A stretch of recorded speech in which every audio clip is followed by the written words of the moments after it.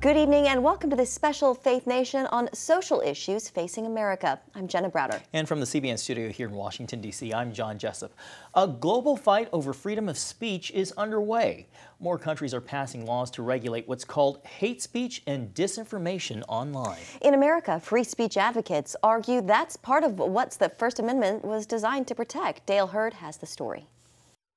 A censorship movement is rising in the world's democracies. Whether it's British citizens charged over their social media posts, France's arrest of the owner of the social media platform Telegram, Brazil's shutting down X after Elon Musk refused to comply with censorship restrictions, or Mark Zuckerberg's admission that the Biden White House pressured Facebook and Instagram to censor stories it didn't like. This anti-free speech movement is the most sophisticated, largest, and global movement we have ever faced. Legal scholar Jonathan Turley is the author of The Indispensable Right, Free Speech in an Age of Rage.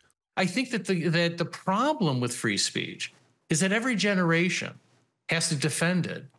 And this generation has never been more divided because they have been told that free speech is going to hurt them. A poll this year found nearly 1 in 3 Americans now believe the First Amendment goes too far. I think we need to push back on this. There's no guarantee to free speech on misinformation or hate speech, and especially around our democracy. The freedom to say what the majority doesn't like is the very foundation of a free society. And yet that bedrock freedom is increasingly being tossed aside. An investigation by the Foundation for Freedom Online found documents from Homeland Security's Cybersecurity and Infrastructure Security Agency, or CISA, that seem to indicate as recently as last year that the agency worked with platforms to censor speech by labeling people posting so-called misinformation as domestic threat actors. The website was then scrubbed from the internet but was found using the Wayback Machine. A CISA spokesman said the agency has never censored anyone and that the material was probably removed because it created a misunderstanding. But CISA is a part of Homeland Security, which tried to create a disinformation czar. Documents obtained under the Freedom of Information Act from USAID, a State Department program intended to strengthen democracies overseas, show that the agency encourages other nations to censor social media. In other Western democracies, the censorship situation is even worse. In Great Britain, a nation most Americans used to consider a bastion of democracy, police charge thousands of citizens each year over their social media posts. Arresting you on suspicion of improper use of the electronic communications network. A British official also threatened to extradite Americans who stir up trouble in the UK through online posts. The European Union no longer has free speech online, according to technology expert Dr. Norman Lewis with the think tank MCC Brussels. Lewis says only speech approved by the EU government is allowed. What we have operating in Europe is what I call it's a censorship operating system. Laws like the EU's Digital Services Act force technology companies to remove content Brussels doesn't like. They want to control the public square. And so, formally speaking, there's free speech. But when you have such vague definitions as hate speech or any of these new, woke ideologies, is all about controlling speech. So you can formally uphold free speech, but in reality, it means that you curb stuff that you don't like. One EU official threatened Elon Musk over his interview with Donald Trump. There really is what I call an EU Ministry of Truth. George Orwell would recognize this within a millisecond. America's First Amendment was written to prevent this kind of censorship. By defending speech the majority finds offensive, insulting, and even verbally abusive. The Supreme Court has said the First Amendment protects the freedom to express the thought that we hate. Free speech is a natural right. That was how the framers viewed it when they wrote the First Amendment. They believed that free speech was a gift from God, that it belonged to you as a human being. It wasn't granted to you by the government. It's not tolerated by the government. The government has to protect it because it defines you as a human being. Some say one reason for the recent riots in Britain is that citizens were not allowed to publicly express their frustrations about mass migration without being arrested. Ken Paulson, the former editor-in-chief of USA Today and director of the Free Speech Center at Middle Tennessee State University, says the First Amendment freedom of speech is vital to America's existence. I believe that we need an environment in which all ideas can be shared, regardless of merit. And unless you are able to speak as you wish, then there is no way we remain rich and strong as a nation. Dale Hurd, CBN News. Up next, deadly police encounters, the role mental illness plays, and what experts recommend to save lives.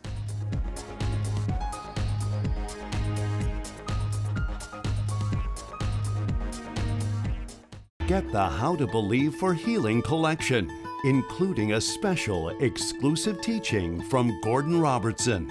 For whatever reason, deep within my spirit, I prayed, Lord, how about now?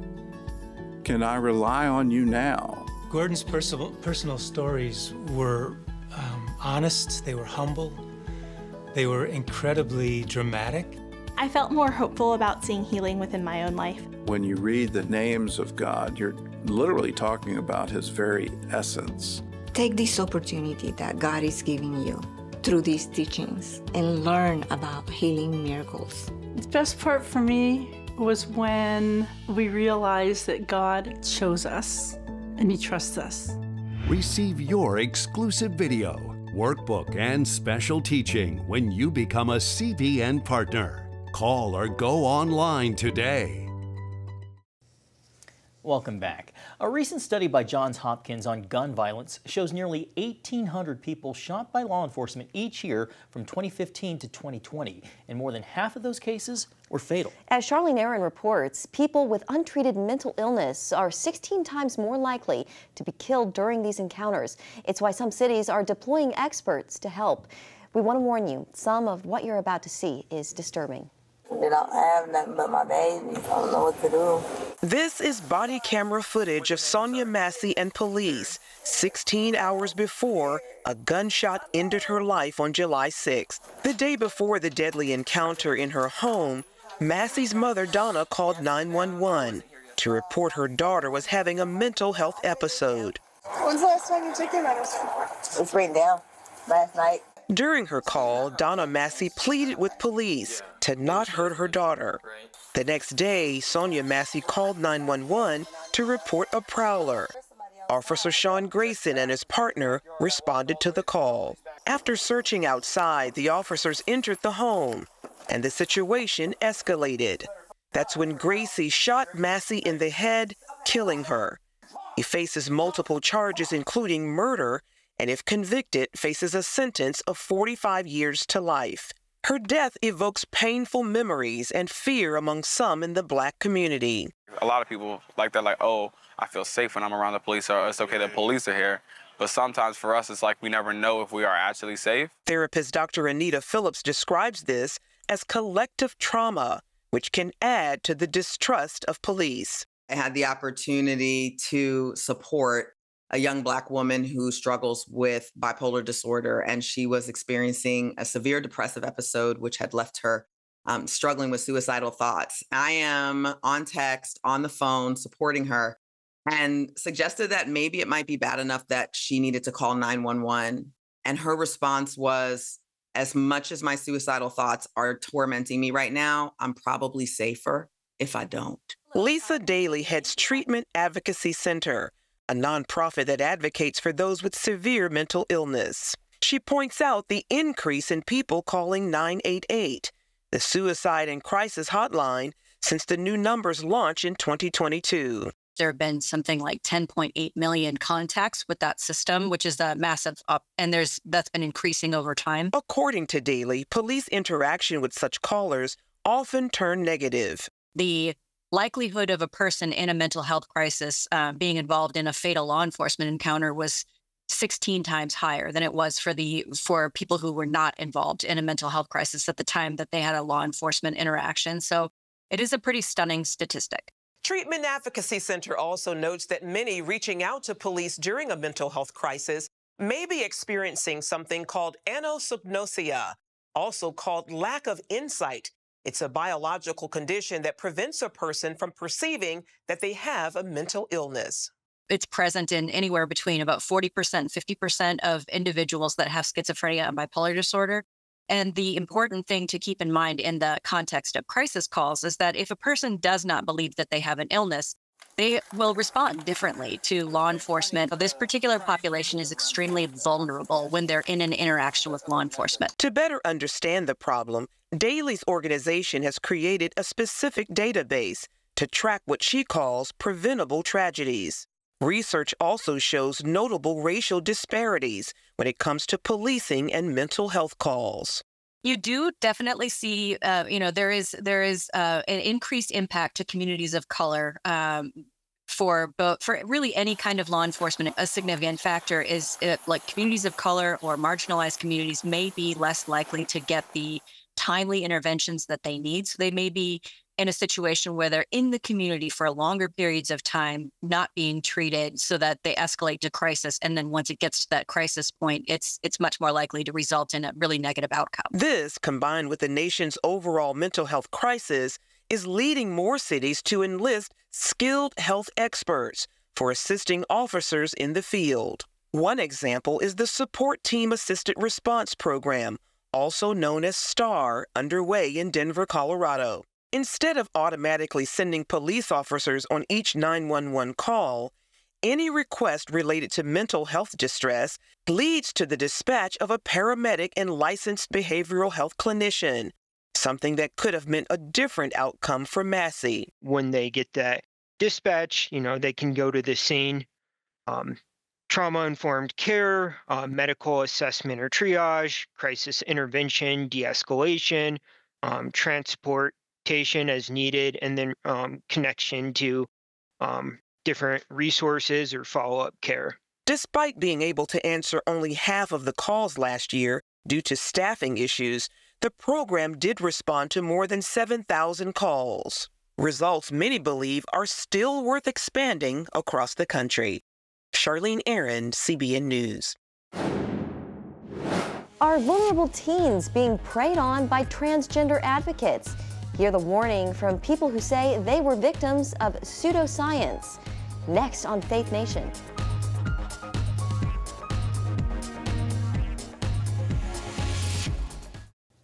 Welcome back. A gender ideology cult.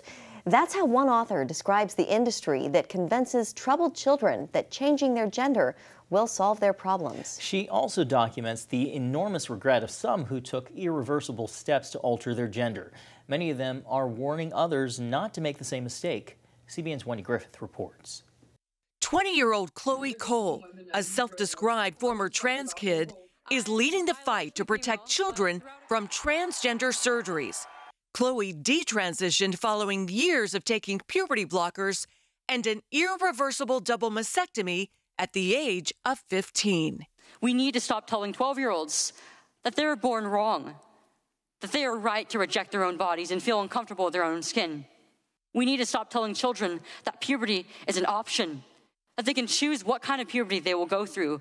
My childhood was ruined, along with thousands of detransitioners that I know through our networks. This needs to stop. So I spoke with a lot of these young people who tried to do the unthinkable to change their gender.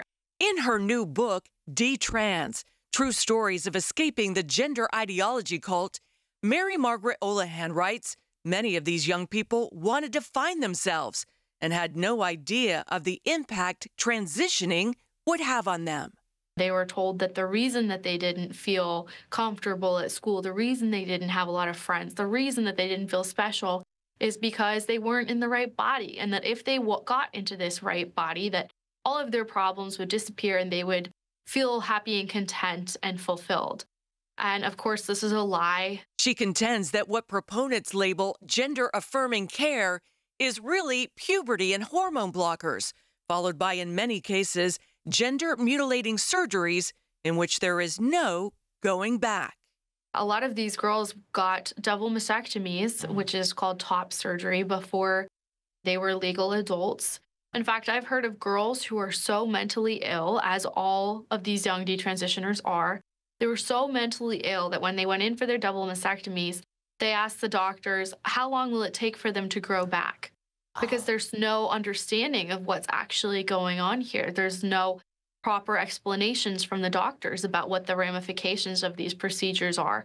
And so, you know, a lot of these girls go into this thinking that they're going to emerge looking just like a boy with a, you know, perfectly flat chest. But at the end of the day, what they're left with is very gruesome looking scars that lace across their chests that are black. So, you know, these are just very invasive and tragic surgeries. Mary Margaret, detransitioning is starting to get more attention as more people are telling their stories. Is there a common denominator among the young people who are detransitioning? I would say yes. And there comes a point where they think, okay, I've done what I was told to do. The doctor said I would be better and be happier after this. And then there's a moment where they realize, wait, I'm not happier. I'm not better. I still have very serious mental health issues. And for a lot of the detransitioners, that's the point where they wake up and realize, if I was lied to about this, what else was I lied to about? Olahan says although parents share responsibility, they are often faced with a frightening ultimatum by doctors who ask, would you rather have a dead daughter or a living son? And they look the parents in the eyes and they say this, and the parents love their kids. They do not want their child to hurt themselves. And so they trust the doctors and they move forward. And so this is truly a really incredible betrayal by the medical system. And while these kids are celebrated when they transition, Olahan says those who then try to reverse it can face attacks or rejection. If a detransitioner speaks up and says, I went through those puberty blockers, I went through the hormones, I got the surgery, and I'm not better. In fact, I'm much worse, and I'm missing body parts, that completely contradicts the narrative that these trans activists are selling, that transitioning is beautiful and brave and wonderful and will only make you happier. And so when detransitioners speak up, they're met with a lot of hate, a lot of vitriol, a lot of bitterness and anger, and they're told that you were never actually transgender and that you're a traitor, all kinds of horrible things. And let's not forget that the detransitioners themselves used to feel very lonely, very awkward. They desperately wanted to fit in. So this is incredibly hard for them when the group that accepted them and told them they were special and brave for being transgender is now saying, get away from us, you're scum. As for Chloe, her testimony before Congress, along with many others, has helped change the way states look at gender-affirming care. Today, half of all U.S. states ban puberty blockers and surgeries for young people under 18, and more states are expected to follow. Chloe says she and thousands of others have been the victims of one of the biggest medical scams in American history. I speak to you in the hope that you will have the courage to bring the scandal to an end and ensure that other vulnerable teenagers, children, and young adults don't go through what I went through. Enough children have already been victimized by this barbaric pseudoscience. Please let me be your final warning. Wendy Griffith, CBN News. Coming up, homelessness on the rise in the United States. How one community is tackling the issue head-on right after this.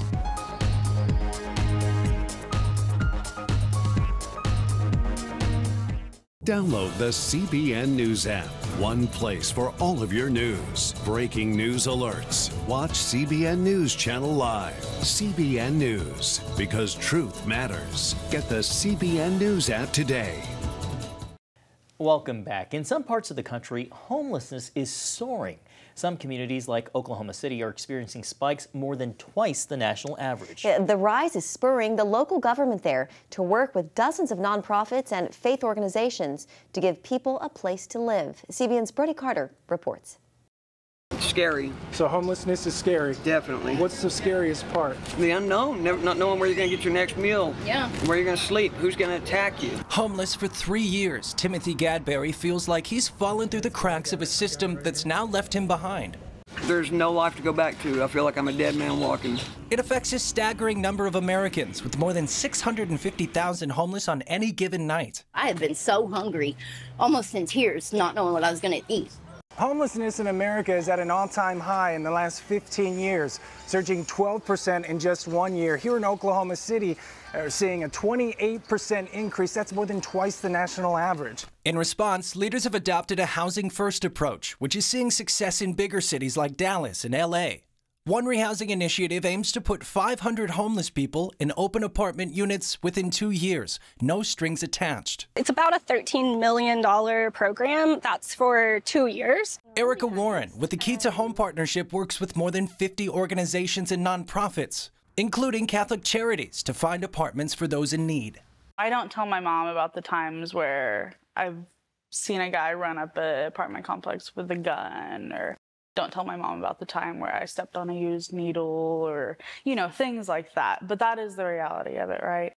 People from all creeds, races, walks of life experiencing homelessness together. While some danger can be involved, Rachel Golden remains committed to changing lives one apartment at a time. She also sees it as a balancing act, trying to keep landlords and service providers on the same page in order to keep the initiative moving forward. Homeless people, people experiencing homelessness, whatever term you want to use, are just like you and me. They, like I said, we're 2 or 3 bad paychecks away from being in that situation. In Oklahoma City, lack of affordable housing has caused rent to skyrocket. The cost of a 1-bedroom apartment averages $850 a month, leaving many struggling to make ends meet. Nearly 75% of monthly minimum wage income goes toward rent here, and it's a crisis reaching nationwide.